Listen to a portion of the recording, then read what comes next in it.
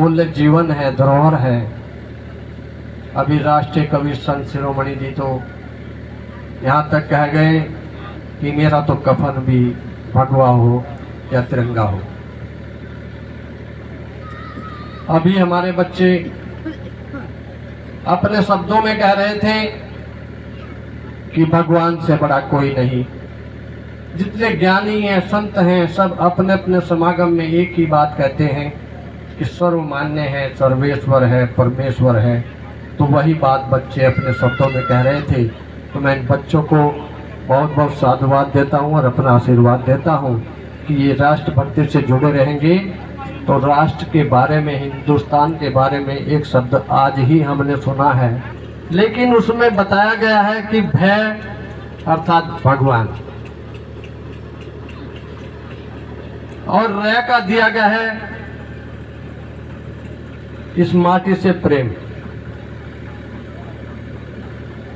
और तय से दिया गया है कि हम सब आपस में जुड़कर रहें, तथागत रहें और एक दूसरे से प्रेम में रहते हुए उस भगवान को प्राप्त करें, उस भगवान से जुड़े और अपने जीवन को सफल बनाएं। ऐसे भारत में हमने जन्म लिया है साथियों। हम राजनेता होकर के भी इस समाज के हैं, इस समाज से हैं। जो भी हमने लिया है इस समाज से लिया है, जो भी हमें दिया है इस समाज से ने दिया है, और जो भी हमारा है, हमारे पास है, ईश्वर से प्रार्थना करते हैं कि ये सब कुछ इस समाज के लिए है और हम समाज को ही समर्पित रहें। ऐसे शब्द हमसे सुने थे। आज संतों से क्षमा चाहते हुए, ऐसे भारतवर्ष में अगर हमें जन्म हुआ, ऐसे भारतवर्ष में जहाँ तीन तीन भरत हुए हूँ, तीन भरत हुए हूँ। एक संत जी थे जिनके बड़े बेटे का नाम भरत था। एक हस्तिनापुर में शकुंतला के बेटे हुए भरत, जिनके नाम पर भारतवर्ष पड़ा। और एक भगवान राम के छोटे भाई दशरथ के पुत्र थे भरत। ऐसे भारतवर्ष में हमें भगवान ने जन्म दिया। हम उस भगवान के बहुत बहुत आभारी हैं।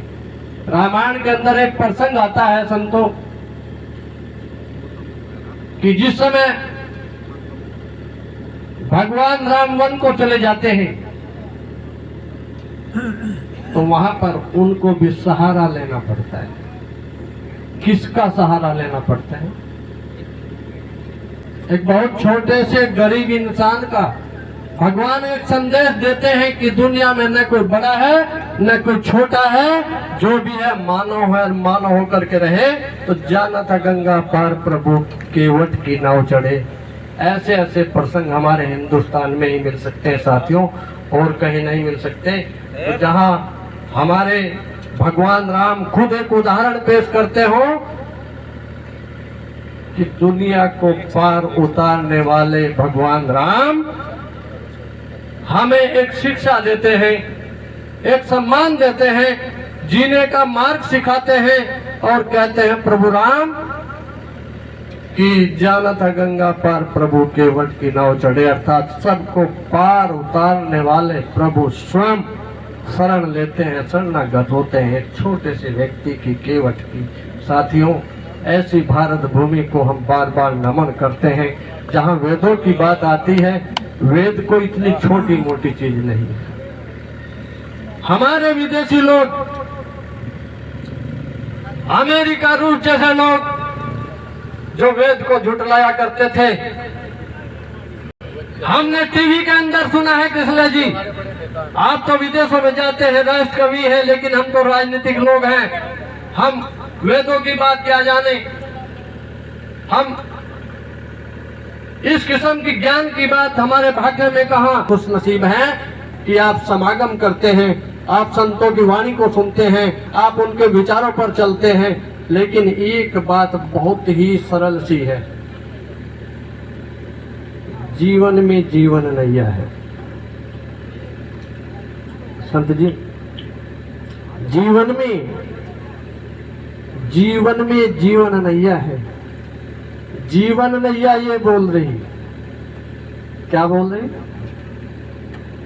यहाँ पाप पुण्य का सौदा है, कर्मों के भावों पर बिकता है। किस है जी? यहाँ पाप पुण्य का सौदा है, कर्मों के भाव पर बिकता है, और जितना जिसने है मोल लिया।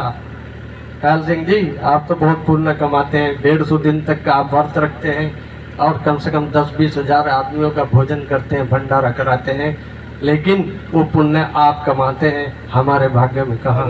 तो जीवन में जीवन नैया है, जीवन नैया ये बोल रही, जीवन में जीवन नैया है, जीवन नैया ये बोल रही, जितना जितने हैं मोल लिया, जितना जिसने है मोल लिया, यह धर कांटे पे तोल रही, जीवन में जीवन नैया है, जीवन नैया ये बोल रही।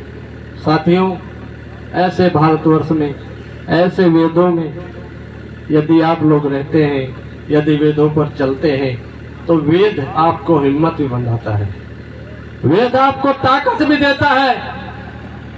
एक बात हमने और सुनी थी संत जी, कि हम कह देते हैं कि अगर एक संत कुछ मांगने के लिए हमसे आ जाए, चल दिया निठल्ला। ऐसा नहीं है। जिस समय यहूदियों ने हमारे देश पर कब्जा किया था, उस समय हमारे पास सेनाएं नहीं थी। संतों ने समागम किया, संतों ने निर्णय लिया, संतों ने कहा हमारा क्या है, ये भारत माटी है, ये भारत भूमि है, ये माँ है, इस पर हमने जन्म लिया है, हमें इसका कर चुकाना है। और उन संतों ने शिक्षा ली, दीक्षा ली, योग किया और वेदों को सीखा, और वेदों को सीख करके एक फौज तैयार की, नागा फौज। और उस नागा फौज ने लड़ते लड़ते उन यहूदियों को कई बार देश से निकाल दिया, भारत माता को आजाद किया। साथियों, उसी वैदिक की बात आप करते हैं, उन वेदों की बात आप करते हैं, जिन वेदों पर चल करके महर्षि दयानंद जी ने पूरे वर्ल्ड को धूल चटाई, पूरे वर्ल्ड को। वेदों के अंदर से हमें ऐसी ऐसी बातें मिलती हैं, ग्रंथों के अंदर से मिलती हैं। रामायण का एक बहुत छोटा सा प्रसंग, राक्षस के मुंह से कितनी सुंदर बात निकलती है, बहुत छोटी सी बात है, बहुत सुंदर सी बात है। जब रावण अहंकारी हो जाते हैं, माता सीता के हरण का निर्णय कर लेते हैं। रचना तो प्रभु रचते हैं, रचना तो प्रभु रचते हैं, लेकिन राक्षस के मुंह से भी कितनी सुंदर बात कहलवाते हैं कि रावण जब माता जानकी, माँ जगदम्बे, माता दुर्गा का साक्षात हरण करने का वर्णन का निर्णय कर लेते हैं, तो समझ लो नाश तो निश्चित है। क्योंकि दुर्गा ही सब कुछ है, दुर्गा ही शक्ति है, दुर्गा ही देवी है, दुर्गा ही माँ है, दुर्गा ही चंडी है, दुर्गा ही हमारा सब कुछ पालन पोषण करने वाली है, और दुर्गा ही हमें जन्म देने वाली है। तो ऐसी दुर्गा के हरण का निर्णय जब रावण कर लेते हैं, तो किसके पास जाते हैं? सबसे पहले मारीच के। और वो मारीच वृद्ध हैं, लेकिन समझाते हैं रावण को, और समझाते हुए कहते हैं कि हे रावण, क्या तेरे मंत्रियों ने तुझको कोई ये बात नहीं समझाई कि जगदम्बा है, साथ साथ शक्ति है, और तुम उनके हरण की बात कर रहे हो? तो ऐसा निर्णय मत करो। लेकिन जब उनने जिद की, तो मारीच ने निर्णय लिया कि मरना तो निश्चित है, तो क्यों ना भगवान राम के हाथ से मरूं, मैं अपनी मृत्यु का वर्ण करूं तो भगवान राम के हाथ से करूं।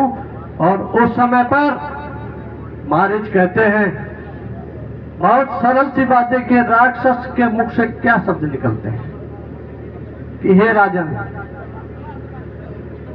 सुलभा पुरुषा राजन सततम वीर्यवादिन है। चाल सिंह जी, सुलभा पुरुषा राजन सततम वीर्यवादिन है। अप्रियस्य पथ्यस्य वक्ता श्रोता च दुर्लभ है। अर्थात हे रावण, इस संसार के अंदर तुमको मधुर वचन कहने वाले, तुम्हारी वाह करने वाले बहुत मिल जाएंगे, लेकिन तुमको सत्य वचन कहने वाले और गलत मार्ग से रोकने वाले बहुत ही दुर्लभ हैं। ऐसे शब्द राक्षस के मुंह से हमें ग्रहण कर लेने चाहिए कि अगर मारीच की बात को वहीं पर रावण ग्रहण कर लेते तो ऐसी बात न होती। और जहाँ इन संतों की बात है, संतों की बात है, संतों की वाणी में इतनी शक्ति है कि इनके सत्संग सुनने और इनके संग में रहने से ही हमारा उद्धार हो जाता है। सत्य संगति कथम किम न करोति पुंसाम, सत्य संगति कथम किम न करोति पुंसाम, अर्थात सत्पुरुषों के संगत में रह करके हम अपने जीवन को भी सफल बना सकते हैं, बड़े से बड़े कार्यों को भी कर सकते हैं और अपने मनोरथ भी सिद्ध कर सकते हैं। मैं आपका काफी समय लिया, इसके लिए आप सभी का बहुत बहुत आभार और संतों के चरणों में कोटि कोटि नमन। आप सभी को बहुत बहुत साधुवाद। जय हिंद, जय भारत, भारत माता की जय। चाचा बहुत बहुत धन्यवाद माननीय मंत्री जी। और मैं समर्पित